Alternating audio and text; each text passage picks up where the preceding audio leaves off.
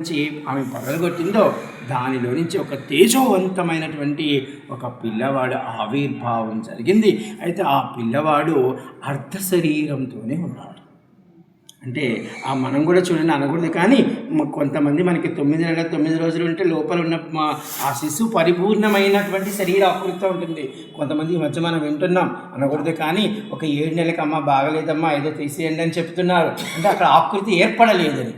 ఇప్పుడు కూడా అదే పరిస్థితి ఏర్పడింది. ఆ పిల్లవాడు బయటికి రాగానే అమ్మని చాలా కోపముతో ఆవేశముతో బాగా ఎరుపు వర్ణముతో ఆ పిల్లవాడు అమ్మని చూసి కోపంతో అమ్మని శపించాడు. 8 నెలలకే ఆ పిల్లవాడు వచ్చాడు బయటకి.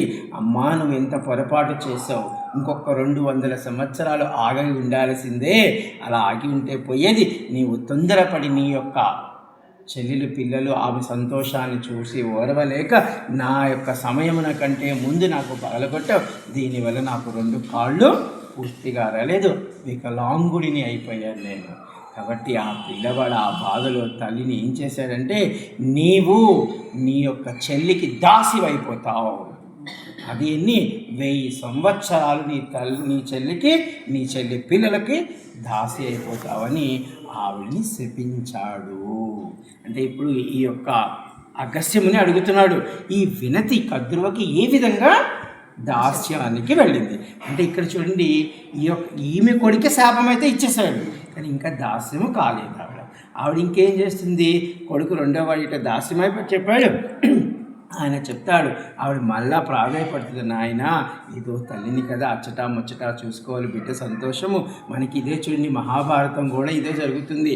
మనకి గాంధారికి వరం ఉంటుంది, 100 మంది సంతానం కలుగుతుంటే ఆమెకు కూడా 2 సంవత్సరాలు పూర్తి అయిపోయేటప్పుడు కూడా బిడ్డలు రావు. అప్పుడు ఆవిడ కూడా విచ్ఛేదనం చేస్తే అప్పుడు వ్యాసుడు అవి మళ్ళా తీసుకొచ్చి క్షితిజాల్లో పెట్టి చేస్తాడు. అంటే ఈ విధంగా ఈ యొక్క వినతి ఏం చేసిందంటే, మళ్ళా ఆ కొడుకుని నాకు శాప విమోచన చెప్పమని ప్రాధేయపడింది. ఏమిటంటే, అమ్మ 3వ అండం ఉంది కదా, దాన్ని పగలగొట్టవద్దు, దానిని 1000 సంవత్సరాలు అలాగే ఉంచు, దాని నుండి ఒక తేజోవంతమైనటువంటి గొప్పవాడు పుడతాడు, వాడు నీ దాస్య విముక్తిని చేస్తాడు. అప్పటి వరకు నువ్వు దాసిగా ఉండక తప్పదు, నువ్వు చేసిన పొరపాటుకి అని చెప్పడం జరిగింది. అయితే ఆ పిల్లవాడు మళ్ళా ఇప్పుడు అంగవైకల్యం వచ్చింది, మళ్ళా తెలుసో తెలియకో తల్లిని శపించడం జరిగింది. మనం తల్లిని ఒక తల్లి పొరపాటు చేసింది, కానీ క్షమించాలి. పెద్దవాళ్ళు తెలుసో తెలియకో పొరపాటు చేస్తే కొడుకులు కానీ కోడళ్ళ కానీ కూతురు కానీ అల్లుళ్ళు కానీ, పోనీలే పెద్దవాళ్ళు, మేము చిన్నప్పుడు ఎన్నో తప్పులు చేసి ఉంటాం, మమ్మల్ని ఎన్నో క్షమించారు వాళ్ళు, కాబట్టి ఇప్పుడు ఇది పోనీలే, ఇప్పుడు మా నాన్న మా అమ్మ చిన్నపిల్లలు అనుకో క్షమించాలి. కానీ ఈ పిల్లవాడు ఇలా చేశాడే, మళ్ళా ఆ పిల్లవాడు తప్పు తెలుసుకున్నాడు.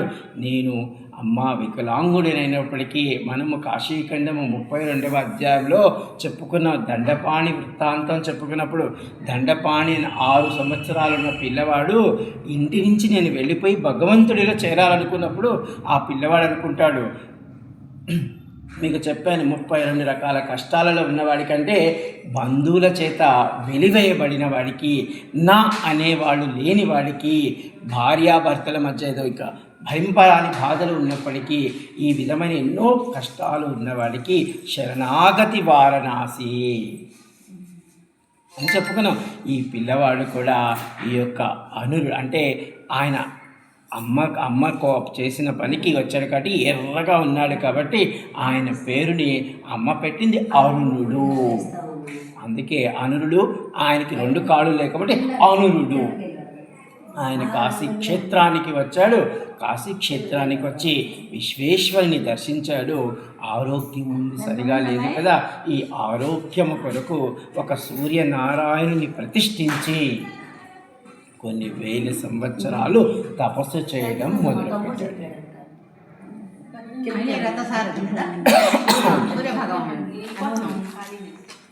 అయితే ఆయన ఒక పక్క వచ్చి ఇక్కడ తపస్సు చేసుకోవడం ఆరంభించాడు.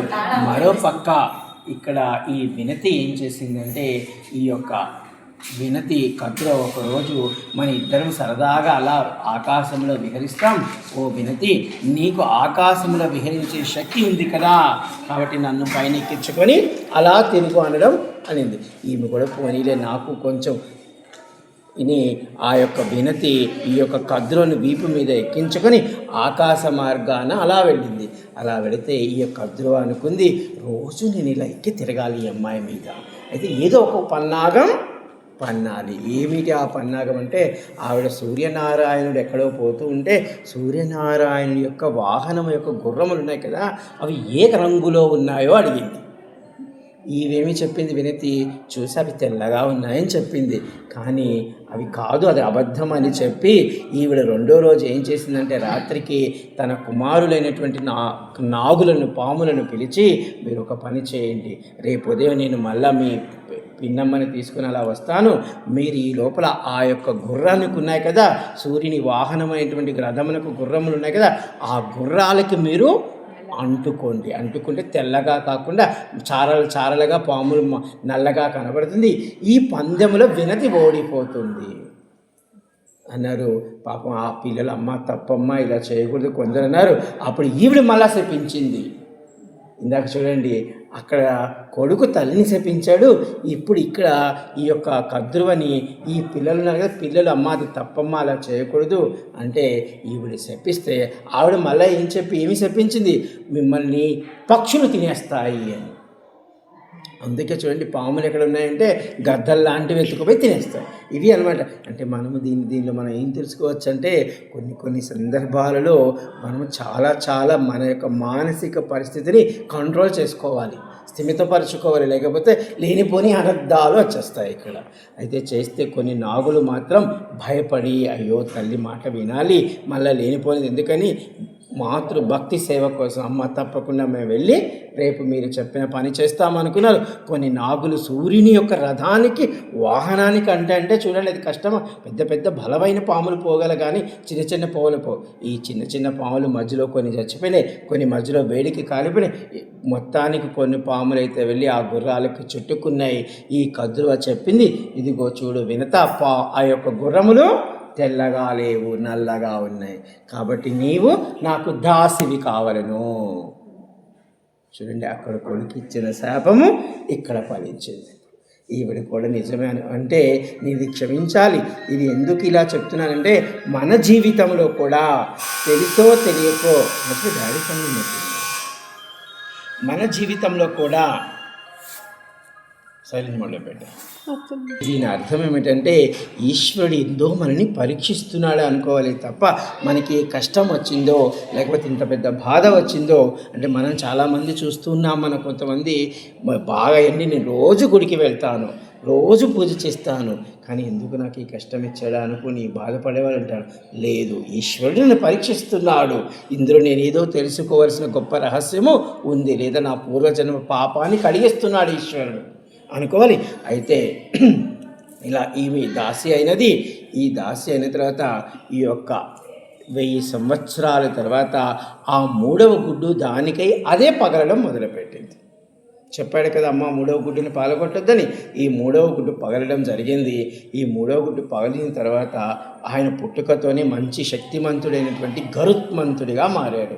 ఈ గరుత్మంతుడు ఏం చేశాడంటే, అమ్మ ఏమిటి నా దగ్గర ఉండకుండా, నాకు పని చేయకుండా 24 గంటలు వెళ్ళి అక్కడ మీ చెల్లిగారి పిల్లలకి సేవ చేస్తున్నావు, మనకు కూడా ఈ మంచివన్నీ ఉంటుంటాం కదా, కాబట్టి అంటే ఆవిడ చెప్తున్న ఆయన ఇదొక వృత్తాంతము, ఈ యొక్క దాస్యము నేను చేస్తున్నాను, అది చెయ్యాలి, తప్పదు. నేను ఆమెకి ఆ విధంగా పందెం ఏర్పడినది. అయితే ఈ దాస్య విముక్తి ఎలా పోతుంది అంటే, అప్పుడు మళ్ళా ఈ వెనక్కి వెళ్ళి ఆవిడ అడుగుతుంది, నేను చాలా రోజులు నీకు మోసి నా భుజాలు పోతున్నాయి, దీని నుంచి ఎలా తప్పించుకోవాలి అంటే, ఆవిడ అనుకుంది, ఈయనకి చేత కాదులే అన్నట్టుగా ఆమె ఏం చేస్తుందంటే, స్వర్గములో ఉన్నటువంటి అమృత భాండాగారని తెచ్చి నాకు ఇవ్వండి అని చెప్పింది. ఈ యొక్క గరుత్మంతుడు తల్లి యొక్క దాసి విముక్తి కొరకు స్వర్గానికి పయనమయ్యాడు. ఈ పయనవాడు మనకి లంక మీదకి ఏ విధంగా అయితే హనుమంతుడు వెళతాడో అంతకంటే గొప్ప తేజస్సుతో, వేగంతో ఈ యొక్క గరుత్మంతుడు స్వర్గము వైపు పోవడం మొదలుపెట్టాడు. అయితే అక్కడ దేవేంద్రుడు వారు చూశారు, ఏదో పెద్ద పక్షి వచ్చేస్తుంది ఇక్కడ అని చెప్పి అగ్నిదేవుణ్ణి, వాయుదేవుణ్ణి, సూర్యుడిని అందరినీ పంపించాడు.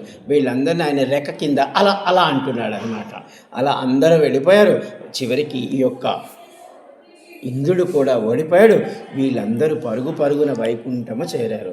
నాయన, ఎవరో ఒక పెద్ద పక్షి వచ్చేస్తుంది, స్వర్గముపై దాడి చేస్తుంది, అది స్వర్గములో ఉన్న అమృత భాండాగారాన్ని ఎత్తుకోపోవడానికే వస్తున్నది అంటే సాక్షాత్ విష్ణుమూర్తంతటి వాడు ఈ యొక్క గరుత్మంతుడితో యుద్ధానికి పూనుకుంటాడు. వీళ్ళిద్దరి మధ్య యుద్ధము 1000 సంవత్సరాలు జరుగుతుంది. గరుత్మంతుడికి ఈ యొక్క విష్ణుమూర్తికి 1000 సంవత్సరాలు యుద్ధం జరిగిన తర్వాత ఈ యొక్క విష్ణుమూర్తి అన్నీ తెలిసినవాడు కదా, ఈ విష్ణుమూర్తి ఏదో అలసిపోయినట్టుగా అలా కూర్చుంటాడు. ఈ గరుత్మంతుడు కొంచెం ఉత్సాహంతో ఈ యొక్క విష్ణుమూర్తినే నేను ఓడించే శక్తిమంతుణ్ణి అనుకుని నీకు ఏమి వరం కావాలో కోరుకో అంటాడు. అప్పుడు చెప్తాడు, నీవు నాకు వాహనముగా కావాలి, నీకు వాహనంగా తప్పకుండా అవుతాను. అయితే నా తల్లి కోరిక ప్రకారం నేను స్వర్గములో ఉన్నటువంటి ఈ యొక్క అమృత భాండాగారాన్ని నేను తీసుకుని వెళ్ళాలి. తప్పకుండా తీసుకుని వెళ్ళు, కానీ మీ కద్రువ నాగులు తాగకుండా చూడమంటారు. అది ఎలా సాధ్యమంటే, నీకు దాస్య విముక్తే కదా కావాలి. నీ యొక్క పినతల్లికి ఆ అమృత భాండాగారాన్ని చేతిలో పెట్టి మీ అమ్మ యొక్క ఈ దాస్య విముక్తిని చేసి తరువాత మీరు పవిత్ర స్నానముతో చేసి పవిత్ర సంకల్పముతో ఈ అమృతాన్ని తాగండి అని చెప్పు. ఈ లోపల నేను చూసుకుంటాను అంటే మనకి అదే కదా మోహిని అవతారం ఎత్తి చేసింది ఆయన. కాబట్టి అదేవిధంగా ఈ యొక్క అమృతాన్ని తెచ్చి కద్రువకి ఇస్తాడు. కద్రువ చెప్తుంది, ఈ రోజు నుంచి మీ తల్లి వినతికి నా యొక్క దాస్యము నుండి విముక్తిని కలిగించుచున్నాను అనింది. వీళ్ళ ఆ అమృతాన్ని సేవించబోతే, అమ్మా నేను ఎంత కష్టపడి తెచ్చాను, దేవలోకము నుంచి వచ్చిన అమృత భాండాగారము, కాబట్టి మీరు మంచిగా పవిత్రమైనటువంటి స్నానము చేసి పవిత్రమైన మనసుతో దాన్ని సేకరించండి అంటాడు.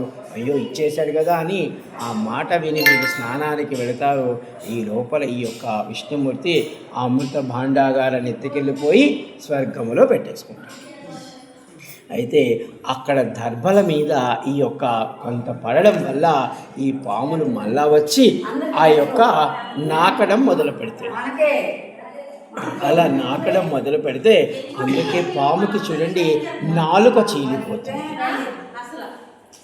కూడా మనందరికీ తెలిసిందే. మీరు ఈ చివర్లో ఆ చివర్లో మీరు కానీ చేయిలా అంటే పోసుకుంటారు. అంటే ఈ విధమైనటువంటి దర్భలు వాళ్ళు ఆ అమృతం కోసము సేవించడం వల్ల వాళ్ళ నాలుక చీలిపోయింది. అయితే ఈయనకి వాహనం అవుతాడు. ఇప్పుడు ఈయన కానీ ఈ గరుత్మంతుడు అలాగే అంతకు ముందు వచ్చి ఉన్నాడు అనురుడు కాశీక్షేత్రానికి వచ్చి మనకి ఈ అరుణుడు మనకి త్రిలోచనేశ్వర మహాదేవ్ మందిరం ఉంది కదా, వెళ్ళొచ్చారమ్మా మీరు? ఈ త్రిలోచన ఘాట్ దగ్గర త్రిలోచనేశ్వర మహాదేవ్ అనే మందిరం ఉంది. ఆ మందిరంలో 1 కాదు 2 కాదు ఎన్నో అద్భుత శివలింగాలు ఉన్నాయి. అంటే ఆ త్రిలోచనేశ్వర మందిరం దగ్గర మీరు వెళ్ళినట్లయితే అక్కడ సాక్షాత్ ఆ శివలింగము పక్కన అన్నపూర్ణమ్మ ఉంటుంది. మీరు ఈసారి ఎవరైనా వెళ్ళి, కొంతమందికి తెలుసు మా వాళ్ళకి, ఆ అన్నపూర్ణమ్మ దగ్గరికి వెళ్ళి, అంటే మనకి కాశీఖండంలో ఏం చెప్పబడి ఉందంటే, మీరు నిజంగా ఇంటి దగ్గర ఏదైనా పలహారము వండుకొని ఆ అన్నపూర్ణమ్మ దగ్గరికి పెట్టి ఆ తర్వాత మీరు అది నైవేద్యంగా కానీ స్వీకరిస్తే, మీరు కాశీ వదిలి వెళ్ళిపోయినప్పటికీ మనకి ఎవరైతే ఆ పని చేసి ఉంటారో వాళ్ళ చివరి రోజులలో వాళ్ళు కాశీ వచ్చే చనిపోతారు. ఎందుకంటే కాశీలో చనిపోతే మోక్షం. అటువంటి వరం ఉంది అక్కడ. అది సాక్షాత్ పాతాళ లోకములో నుంచి వచ్చినటువంటి లింగము ఆ త్రిలోచనేశ్వర మహాదేవ్. ఆ చుట్టుపక్కల చాలా లింగాలు ఉన్నాయి. ఆ గుడిలో కూడా చాలా అద్భుతమైనటువంటి ఉన్నాయి. ఆ గుడిలో ఆ త్రిలోచనేశ్వరం వెనక ఉండే ఆయనే ఈ అరుణాదిత్యుడు. నన్ను క్షమించండి, ఇప్పుడు చెప్పకూడదు ఏమో లేదు. మనకి ఈ దత్తపీఠం దగ్గర ఆ వెనక లైన్లో ఒక బ్రాహ్మణ వృద్ధులు పాపము ఒక 5-6 సంవత్సరాల నుంచి ఉన్నారు. ఆవిడ మంచి ఇదే ఈ చలికి తట్టుకోలేక ఆవిడ హైదరాబాద్కి పోయిందంట. అక్కడ చనిపోయింది. నాకు నిన్న వెళితే అక్కడ వాళ్ళు చెప్పారు, అంటే చూడండి 5 సంవత్సరాల నుంచి ఇక్కడే ఉన్నారు వాళ్ళు, మంచి పూజలు గొప్ప దంపతులు, పాపం అక్కడ చనిపోయిందని నాకు నిన్న ఎవరో చెప్పారు. చూడండి, ఇక్కడ ఉంటే ఇన్ని రోజులు ఉండి కూడా అంటే ఇది అన్నమాట అక్కడ ఉంది. అంటే ఈ యొక్క అన్నపూర్ణమ్మ దగ్గర అలాంటి చేసి ఉంటే మనకి తప్పదు, ఏదో వెళ్ళాలి, ఎందుకంటే మనకి పిల్లలు మనవాళ్ళు ఎన్ని ఉంటాయి కాబట్టి పోవాలి, రాక తప్పదు. ఆరోగ్య పరిస్థితులు కూడా బాగుండవు కాబట్టి పోవాలి, రావాలి. కానీ ఈ యొక్క అరుణాది అంటే ఈ యొక్క అనురుడు అక్కడ సూర్యనారాయణుని ప్రతిష్ఠించి కొన్ని వేల అంటే ఇవి చేస్తూ ఉండగా సూర్యనారాయణుడు ప్రత్యక్షమయ్యాడు. ఈ యొక్క సూర్యనారాయణ ప్రత్యక్షం వలన ఈ యొక్క అనుడికి అనేక వరాలను ఇవ్వడం జరిగింది. ఆ వరాలు ఒక్కసారి చెప్పే ప్రయత్నం చేస్తాను. అంటే ఈ శ్లోకాలన్నీ మీకు అర్థం అవ్వాలని అలా చెప్పుకుంటూ వచ్చాను. వారణాసిలో తను చేసిన తపస్సుకి సూర్యనారాయణుడు ప్రసన్నం అయ్యాడు. భగవంతుడు కూడా సంతోషించి అనురునకు అనేక వరాలు ఇచ్చాడు. అంటే సూర్యనారాయణ ఆరోగ్యము కొరకు మనం బాగా చేయాల్సింది ఏంటంటే సూర్యనారాయణుడు. అందుకే ఇప్పుడు ఈ చలికాలం రోజు మీరు ఏం చేస్తున్నారు, బాగా చలి ఉందనుకోండి, ఎక్కడెక్కడ సూర్యుడు వస్తాడని పోయి కసిపు కూర్చుంటున్నారు అందరూ, అవునా? ఈ విధంగా ఆ సూర్యదేవుడు తన పేరు మీదుగా అరుణాదిత్యుడిగా మార్చుకున్నాడు. అంటే ఆయనకి చెప్పాడు, మనం చెప్పాం ఇందాక, శివశర్మ వృద్ధాప్యంలో కాశీ వచ్చి ఒక శివలింగాన్ని ప్రతిష్ఠిస్తే ఈశ్వరుడు దర్శనమిచ్చి నువ్వు చూడ్డానికి వృద్ధుడు అయిపోయావు కాబట్టి ఈ లింగానికి నేను ఒక పేరు పెడుతున్నా, వృద్ధాదిత్యుడు. అలాగే ఇప్పుడు ఈయనకి సూర్యనారాయణ పెట్టాడు. అనుడా నువ్వు పెట్టి కదా ఈ లింగాన్ని పెట్టి చేస్తున్నావు, కాబట్టి దీని పేరు మీద నేను పేరు మార్చుకుంటున్నాను, అరుణాదిత్యుడు. అంటే ఇది భగవంతుడు చేసే గొప్ప. అంటే కాశీలో 47,000 కోట్ల శివలింగాలు ఉన్నాయంటే ఏ పరమ భక్తుడు పెట్టాడో, పరమ దేవుడు పెట్టాడు, విష్ణుమూర్తి పెట్టాడు కాబట్టి ఆదికేశవుడయ్యాడు. అక్కడ వైకుంఠేశ్వరుడు మనకి విశ్వనాథుడి గుడిలోనే ఉంటుంది వైకుంఠేశ్వరుడు, విష్ణుమూర్తి సాక్షాత్ పెట్టాడు అక్కడ వైకుంఠేశ్వర మహాదేవ్. ఆ విధంగా అంటే ఈ సూర్యనారాయణుడు తన పేరు మీదుగా అరుణాదిత్యుడిగా ప్రసిద్ధి చెందుతాను అని వరమిచ్చాడు. వినిత కుమారుడిగా అరుణుడిగా సకల లోకాల సంక్షేమం కోసం, అంటే నీవు నీ తల్లి గుడ్డులో నుంచి బయటికి వచ్చావు కదా, ఇంకా 2 నెలలు నువ్వు అక్కడ దాగి ఉండాలి, కానీ నువ్వు బయటికి వచ్చావు కదా, అలాగే ఏం చెప్తున్నాడు, చీకటి పొరలను ప్రారదోలి నాకన్నా ముందు నా రథం ముందు నువ్వు కనపడతావు. అంటే మీరందరూ మనకి ప్రతిరోజు సూర్యనారాయణుడు చూస్తారు కదా, మీరు ఒక్క నిమిషం, ప్రతిరోజు మీరు సూర్యనారాయణ చూస్తారు కదా, మనము ఈ యొక్క సూర్యుడు ఉదయించేటప్పుడు అరుణం అంటే బాగా ఎర్రగా కనబడుతుంటాడు. దానికి ఎన్నో వర్ణాలు ఉన్నాయి. అందులో అంటే అమ్మవారు బొట్టుగా దాన్ని చేసుకోవచ్చు. ఆ అరుణంగా కనపడుతున్న వాడే అరుణుడు. అంటే సూర్యనారాయణుడు ఇక్కడ వరం ఇచ్చాడు, నాకన్నా ముందు దర్శనం ఇచ్చేది నువ్వే. మనకి ఎక్కడో చూస్తుంటా, మనం కొన్ని సముద్రాల దగ్గరికి వెళ్తాము, సూర్యోదయం చూడాలని. మీరు సూర్యోదయానికి వెళ్తే అది మళ్ళీ కొద్ది నిమిషాలే ఉంటుంది, గట్టిగా చూస్తే 7 నిమిషాలు మాత్రమే ఉంటుంది. అది అంటే బాగా ఎర్రగా కాషాయ రంగులో బాగా పెద్దగా ఉంటుంది, కానీ చాలా ప్రయోజనాలు అందులో ఉన్నాయి. అందులో మరొక రాజు చెప్తాను, అంటే ఆయనే అరుణాదిత్యుడు. నేను చెప్తున్నాడు వినత కుమారుడిగా అరుణుడిగా. అంటే ఈ వినత ఏం చేసిందంటే ఇంతకు ముందు కూడా ఆ యొక్క కద్దులను దీపం మీద ఎక్కించుకొని తిరుగుతూ ఉంది కదా, అలా తిరుగుతూ ఉన్నప్పుడు ఒకానొక సందర్భంలో సూర్యనారాయణుడికి దగ్గరగా పోవాల్సి వచ్చింది.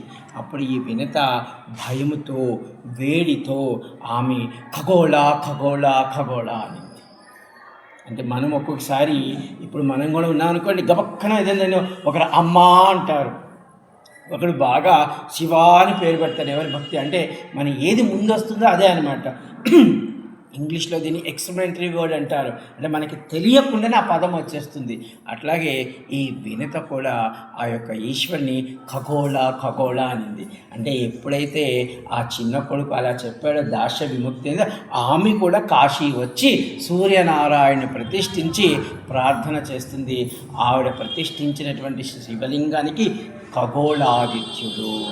మీరు త్రిలోచనేశ్వర మహాదేవికి వెళ్తుంటే మీరు మొదటగా చూసేది ఖగోళాదిత్యుడు, రెండవదిగా చూసేది అరుణాదిత్యుడు. ఆ ఖగోళ ఆదిత్యుని పక్కనే మీకు ఒక చిన్న గుంటలో ఒక శివలింగం కనబడుతుంది. అదే వినతదేవి ప్రతిష్ఠించిన లింగము. దాన్నే వినతేశ్వర మహాదేవ్ అంటారు.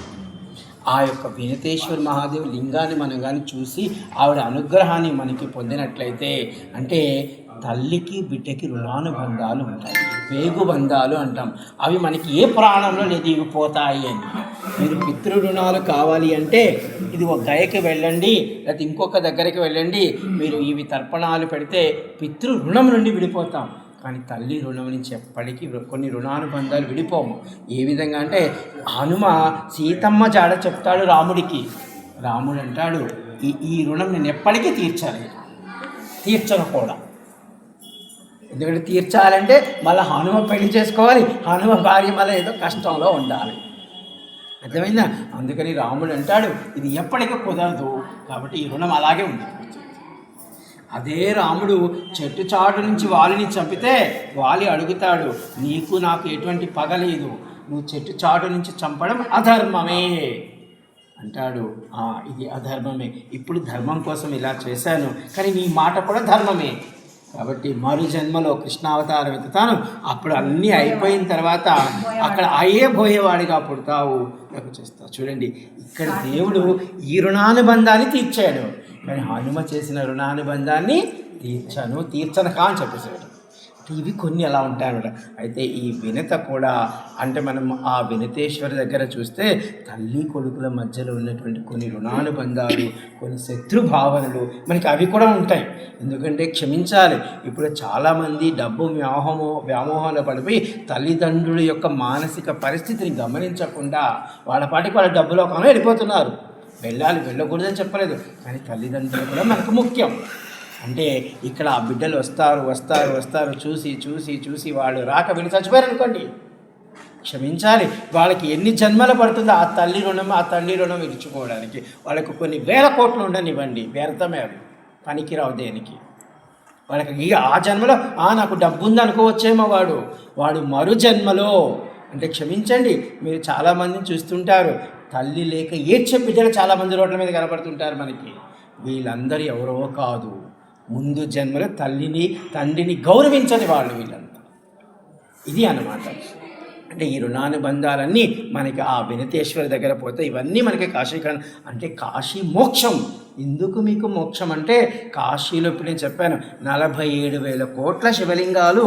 మీరు కాశీలో వైకుంఠంలో విష్ణుమూర్తి చెప్తాడు, కాశీలో ఉంటే చాలు, నువ్వు 47,000 కోట్ల శివలింగాల దగ్గరికి వెళ్ళొద్దు, వాళ్ళకి పూజ చేయొద్దు. ఎందుకంటే అవే నీ దగ్గరికి వచ్చి నిన్ను తరింపచేస్తాయి. పార్వతీదేవి ఈశ్వరుడు పెళ్లి చేసుకొని కాశీ వస్తే, ఆయన పెళ్లి చేసుకొని అక్కడ హిమవంతుడి దగ్గర ఉంటే ఆ హిమవంతుడి భార్య అంటుంది మేనకాదేవి, వీడికి అసలు ఇల్లుందో వాకిందో తెలియదు, వీడికి ఏముందో, అమ్మా నువ్వు నీ పుట్టింటి నీ యొక్క మెట్టినింటికి పో, చూస్తాం మీ ఆయన ఎక్కడ పెడతాడో నిన్ను అంటే. ఆవిడ పాపతి చెప్తుంది భర్త గారికి, ఏమండి మీరు చెట్టు కింద పెట్టినా ఉంటాను, శ్మశానంలో పెట్టినా ఉంటాను, ముందు మా పుట్టింటి నుంచి వెళ్ళిపోదాం పద అంటుంది. ఆవిడని యొక్క కాశీకి తీసుకొస్తాడు.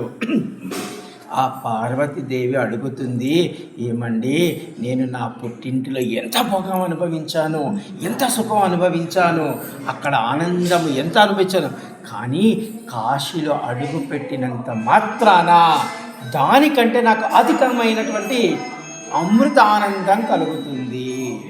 ఆవిడ అక్కడ ఆనందం అనేది ఇక్కడికి రాగానే అమృత ఆనందం కలుగుతుంది అన్నాడు. అప్పుడు ఈశ్వరుడు చెప్తాడు, పార్వతి ఎన్ని యుగాల నుంచి, ఎన్ని కల్పాల నుంచి ఎవరెవరు ఏ లింగాన్ని పెట్టారో నాకే తెలియదు, ఎవరెవరికి ఏ వరాలు ఇచ్చానో నాకే తెలియదు.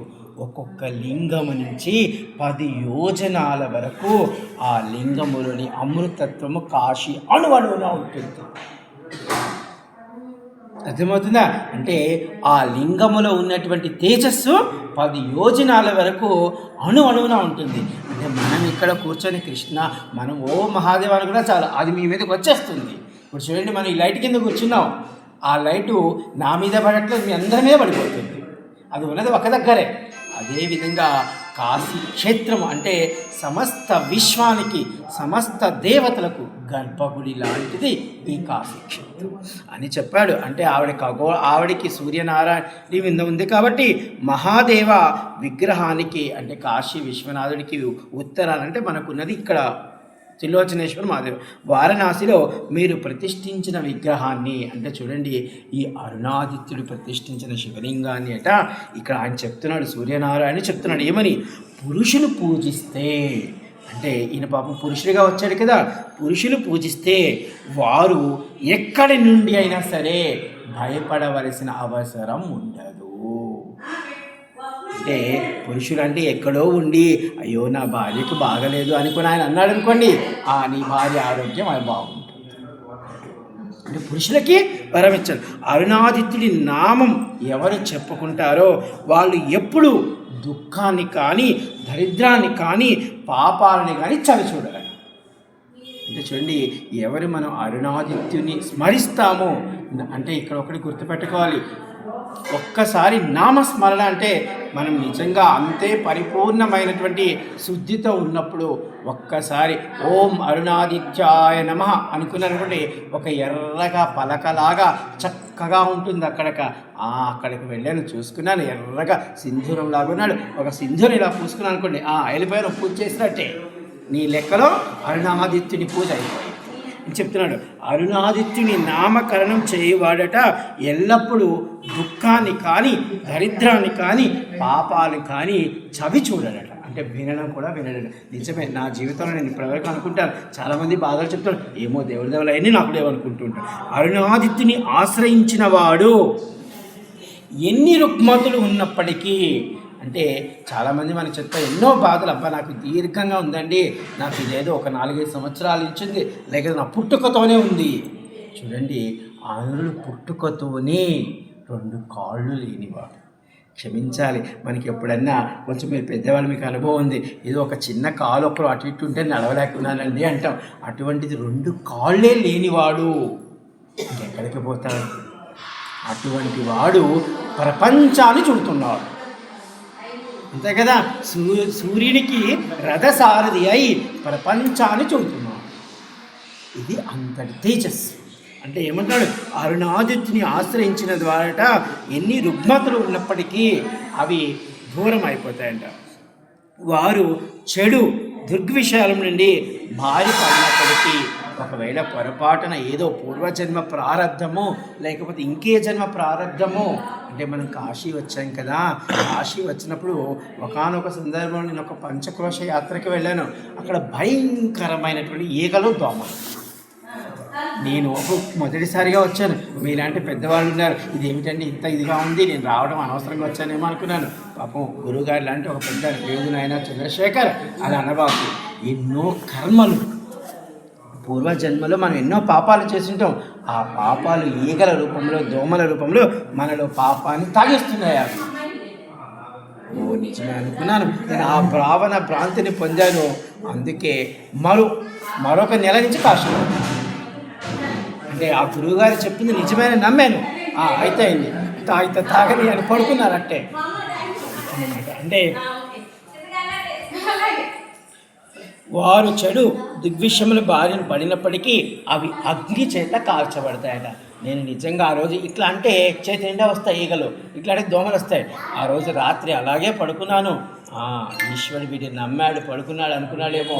నిజంగా కాశీ మీద కానీ మీకన్నా మీకు తెలిసి వచ్చారు, ఇక్కడ గర్భవాసం ఉంది, కాశీ మహిమ తెలిసి మీరు వచ్చారు. నాకు అప్పటి వరకు కాశీ కూడా తెలియదు. మా నాన్నగారు చనిపోయారు, వచ్చాను, ఎవరో పంచక్రోశ యాత్ర అన్నారు, అలా వెళ్ళాను.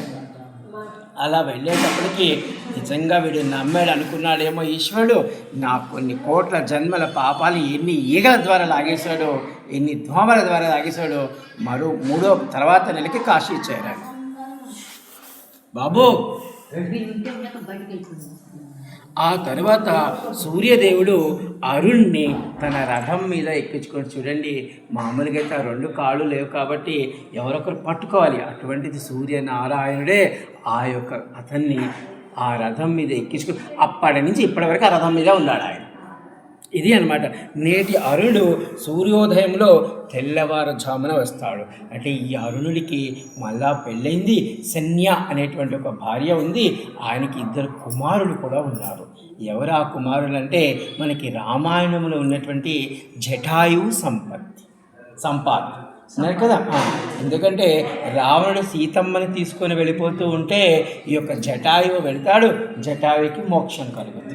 అలాగే అంతకుముందు వీళ్ళిద్దరు అన్నదమ్ముళ్ళు పందెం వేసుకుంటారు, ఎవరు ముందుగా ఆకాశంలో సూర్యనారాయణ దగ్గరికి వెళతారనగా జటాయువు వెళుతూ ఉంటే ఈ యొక్క సంపత్, అయ్యో నా తమ్ముడు తెలియకపోతాడు కాలిపోతాడని ముందు సూర్యనారాయణకి అడ్డుపోతాడు. 2 రెక్కలు కాలిపోతాయి, లంకకి దగ్గరలో ఆ యొక్క పర్వతం మీద పడిపోయి ఉంటాడు. ఎప్పుడైతే ఈ వానర మోక వెళుతారో అప్పుడు అనుకుంటారు, ఎందుకు వచ్చిన రామాయణ ఇది, ఎందుకు వచ్చిన రాముడు, ఎందుకు వచ్చిన సీత, ఏమిటి ఈ జటాయువు చెప్పడం ఏమిటి, జటాయువు చచ్చిపోయి ఆయన బాగానే ఉన్నాడు మనకు వచ్చిన. అప్పుడు ఎవర్రా జటాయు అంటే అప్పుడు చెప్తాడు, అదిగో 6000 కిలోమీటర్ల దూరంలో అశోకవనంలో సీతమ్మ ఉంది అని ఆ మాట చెప్పినందుకు ఎప్పుడో కాలిపోయినటువంటి రెక్కలు మళ్ళా వస్తాయి. ఇది అన్నమాట. అంటే నేటి అరుణుడు సూర్యరథంలో తెల్లవారుజామున ఉదయిస్తాడు. ప్రతిరోజు ఉదయాన్నే లేచి దేవునితో పాటు అరుణునికి నమస్కరించినట్లయితే అంట మనకున్న సర్వ దుఃఖాలు పోతాయి. అంటే మనకి సూర్యుడిని కానీ మనం ఆరాధిస్తే మనకి ఆరోగ్యం వస్తుంది, కానీ దుఃఖాలు పోవాలి అంటే సూర్యుడిని ఆయన్ని 2 ఆరాధించామంటే దుఃఖాలు పోతాయి. శ్రేష్ఠుడైనటువంటి ఈ యొక్క అరుణాదిత్యుని గొప్పతనం వింటేనట ఎప్పటికీ మనకి పాపం ఉండదట. ఇంకొక గొప్ప రహస్యం చెప్తాను. మనం కాశీలో ఉన్నాము, విశ్వనాథుడిని మీరు అనునిత్యము సాకార రూపంలో చూడాలి అంటే మీరు శివలింగ రూపంలో నిరాకార రూపంలో చూస్తారు. మీరు సూర్యమండలాన్ని కానీ చూస్తుంటారు కదా, ఆ సూర్యమండలం అంటే మీరు విశ్వనాథుడు గుడి దగ్గరికి వెళ్ళినప్పుడు శివలింగాన్ని మీరు చూసినప్పుడు పైన ఇలా ఉంటుంది, ఆయనకి ఏ శివలింగానికైనా పైన ఇలా ఉంటుంది. అంటే ఈ పైన ఉన్నటువంటి ఈ చతురస్ర ఆకారమే ఆకాశంలో కనపడుతున్నటువంటి సూర్యనారాయణుడు.